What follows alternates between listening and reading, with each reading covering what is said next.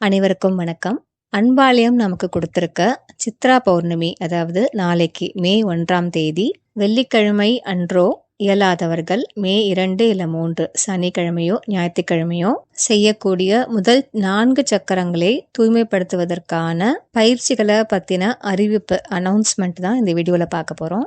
ஏற்கனவே அன்பாலயத்தோடு 49 தினங்கள் பயிற்சிகளை செஞ்சுக்கிட்டு வரீங்க அப்படின்னா இந்த வீடியோ உங்களுக்கானது கிடையாது. தொடர்ந்து உங்களோட பயிற்சிகள் நீங்க செய்யலாம். இந்த வீடியோல இருக்க அறிவிப்பு யாருக்கு அப்படின்னா, இது வரைக்கும் அன்பாலயம் பத்தி தெரியாது, இல்ல 49 தினங்கள் பயிற்சிகளை பத்தி தெரியாது, இல்லனா இது வரைக்கும் அதையெல்லாம் தொடர்ந்து செய்ய முடியல அப்படிங்கிறவங்களுக்கு மட்டும்தான் இந்த அறிவிப்பு பொருந்தும். இந்த 49 தின பயிற்சிகள்னா என்னது அப்படிங்கிறத வீடியோல பின்பகுதியில பார்க்கலாம். இது வரைக்கும் அன்பாலயம்னா என்னன்னு தெரியாதவங்க அன்பாலயத்தை பற்றி தெரிஞ்சுக்கிறதுக்கு சில வீடியோஸோட லிங்க்ஸ் டிஸ்கிரிப்ஷனில் இருக்கும். அன்பாலயத்தோட யூடியூப் சேனலோட லிங்க்கும் அவங்களோட வெப்சைட் லிங்க்கும் டிஸ்கிரிப்ஷனில் பார்க்கலாம். ரொம்ப சுருக்கமாக ஒரே வரியில் சொல்லணும் அப்படின்னா, பாண்டிச்சேரியை சேர்ந்த இறை அன்பு ஜெயந்தி அம்மா அவர்களுக்கு 10 வருடங்களுக்கு மேலாக தினந்தோறும் உயர் ஆற்றல்களும் ஹையர் டிவைன் பீயிங்ஸ் மற்றும் தெய்வங்களும் மனித குலத்தோட ஆன்மீக மேம்பாட்டிற்காக பல தகவல்களை, செய்திகளை, அருளுரைகளை வழங்கிட்டு இருக்காங்க. இப்படி தெய்வங்கள் கிட்ட இருந்து, உயர் ஆற்றல்களிடமிருந்து நமக்கு கிடைச்ச ஒரு பயிற்சி தான் இந்த சக்கரங்களை தூய்மைப்படுத்தக்கூடிய பயிற்சி. இதை என்னைக்கு நம்ம செய்யணும் அப்படிங்கிறத முன்னாடியே பார்த்த மாதிரி சித்ரா பௌர்ணமி அன்னைக்கோ இல்லை அதுக்கு அடுத்து வர 2 நாட்கள்லையோ, மே 1ஆம் தேதி, 2ஆம் தேதி அல்லது 3ஆம் தேதி, இந்த 3 நாள்ல ஏதோ ஒரு நாள் எங்க செய்யணும் அப்படின்னா நம்ம வீட்டுக்குள்ள இருந்தே நம்ம செய்யலாம்.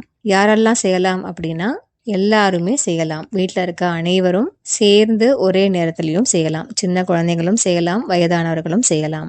ஆண்கள் பெண்கள் இருவருமே செய்யலாம். எத்தனை மணிக்கு செய்யணும் அப்படின்னா, எந்த நேரத்தில் வேணா செய்யலாம். எத்தனை மணி நேரம் இந்த முழு பயிற்சியும் அப்படின்னா, சுமார் 1.5 மணி நேரம் அப்படின்னு எடுத்துக்கலாம். எத்தனை தடவை செய்யணும் அப்படின்னா, இந்த 3 நாட்கள்ல ஏதோ ஒரு நாள்ல ஒரே ஒரு தடவை செய்தால் போதும். எந்தெந்த சக்கரங்களுக்கு உரித்தான பயிற்சிகள் எது அப்படின்னா, முதல் 4 சக்கரங்கள் மூலாதாரம், சுவாதிஷ்டானம், மணிப்பூரகம் மற்றும் அநாகத சக்கரங்களுக்கான பயிற்சிகள்.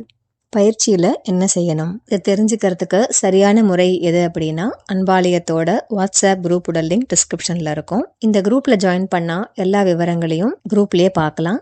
1.5 மணி நேரம் நம்ம பண்ணக்கூடிய இந்த பயிற்சியை ஒரு கைடட் மெடிடேஷன் ஃபார்மேட்டில் அன்பாலயமே கொடுத்துருக்காங்க. பயிற்சியை செய்ய தொடங்கும் போது நம்ம இந்த வீடியோவை ப்ளே பண்ண உடனே ஸ்டெப் பை ஸ்டெப் இந்த வீடியோவே நமக்கு கைட் பண்ணும்.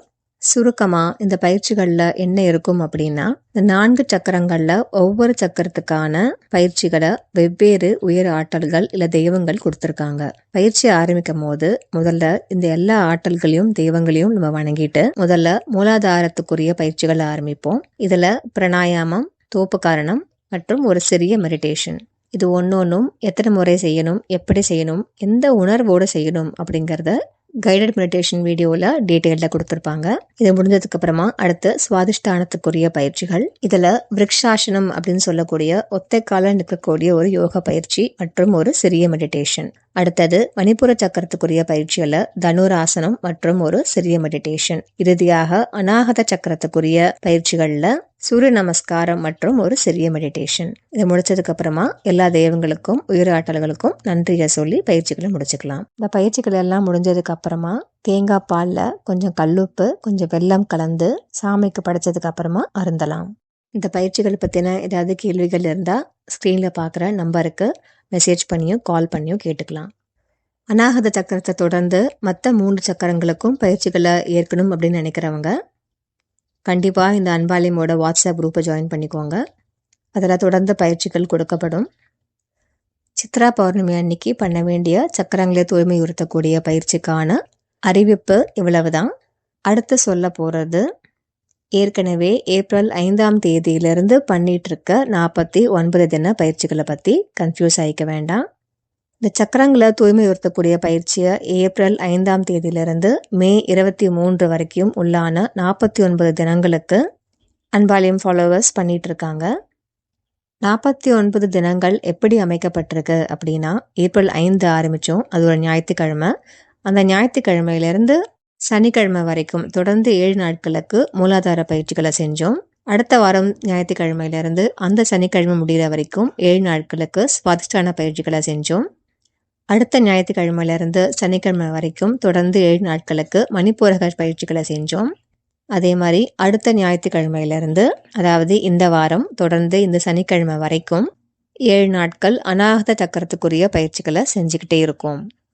இந்த வாரத்தில் ஒரு நாள் வர்றது தான் இந்த சித்ரா பௌர்ணமி தினம். இது வரைக்கும் இந்த 4 வாரங்களில் இந்த பயிற்சிகளில் தொடர்ந்து செய்ய முடியாதவங்க, இல்லை இன்னும் தொடங்கவே இல்லை அப்படிங்கிறவங்க மட்டும்தான் இந்த சித்ரா பௌர்ணமி அன்னைக்கு இந்த 1.5 மணி நேர பயிற்சி செய்ய போகிறாங்க. இதை தொடர்ந்து வரக்கூடிய ஞாயிற்றுக்கிழமையிலிருந்து அடுத்த சனிக்கிழமை வரைக்கும் விஷுதி சக்கரத்துக்கான பயிற்சிகளை செய்வோம். அடுத்த ஞாயிற்றுக்கிழமையிலிருந்து அதுக்கு அடுத்த வர சனிக்கிழமை வரைக்கும் ஆக்ஞா சக்கரத்துக்குரிய பயிற்சிகளை செய்வோம். அதுக்கும் அடுத்து வர ஞாயிற்றுக்கிழமையிலிருந்து சனிக்கிழமை வரைக்கும் சகஸ்ர சக்கரத்துக்குரிய பயிற்சிகளை செய்வோம். இப்படி மே 23ஆம் தேதியோட 49 தினங்கள் பயிற்சிகள் நிறைவடையும். சக்கரங்களை தூய்மைப்படுத்துறதுனா என்ன, அப்போ ஒவ்வொரு சக்கரங்கள்லையும் என்ன கழிவுகள் இருக்கும் அப்படிங்கிறதுக்கான அழகான விளக்கங்களையும் தெய்வங்களே அருளியிருக்காங்க. அந்த வீடியோஸோட லிங்க்ஸும் டிஸ்கிரிப்ஷனில் பார்க்கலாம். இந்த பயிற்சிகளை செய்யறதுனால எப்படி சக்கரங்கள் தூய்மை அடையுது அப்படிங்கிற ஒரு கேள்வி உங்களுக்கு இருந்துச்சுன்னா, இதுக்கு என்னோட அனுபவபூர்வமான புரிதல் என்ன அப்படின்னா, இது எனர்ஜி லெவலில் நடக்கக்கூடிய ஒரு கிளென்சிங், சுத்தகரிப்பு. மெக்கானிக்கலாக ஒரு யோகா பயிற்சிகள் நம்ம செய்யக்கூடிய எஃபெக்ட் அப்படின்னு சொல்ல முடியாது. சூக்ஷ்மமாக நம்மளோட சூக்ஷ்ம உடலில் நடக்கக்கூடிய சுத்திகரிப்பு அப்படிங்கிறதுனால இது மனித அறிவுக்கு அப்பாற்பட்டது அப்படின்னு சொல்லலாம். அந்தந்த சக்கரத்துக்குரிய அந்தந்த உயர் ஆற்றல்களோ தெய்வங்களோ சூக்ஷ்ம ரூபத்தில் வந்து நம்மளோட சக்கரங்களை தூய்மைப்படுத்துகிறாங்க அப்படிங்கிற முழு நம்பிக்கையோட சரணாகத்தோட நம்ம செய்யும் போது இதோட முழு பலனை பெறலாம். இந்த 4 வார பயிற்சிகள்ல இருந்து என்னோட அனுபவங்களும் சரி, மற்றவங்க மோஸ்ட்டாக சேனல் ஆடியன்ஸ்ல இருந்து நிறைய பேர் சொன்ன அனுபவங்களை வச்சியும் சரி, பல மாற்றங்களில் இந்த பயிற்சிகளை உண்டு பண்ணிக்கிட்டே இருக்கு அப்படிங்கிறதுல சந்தேகமே இல்லை.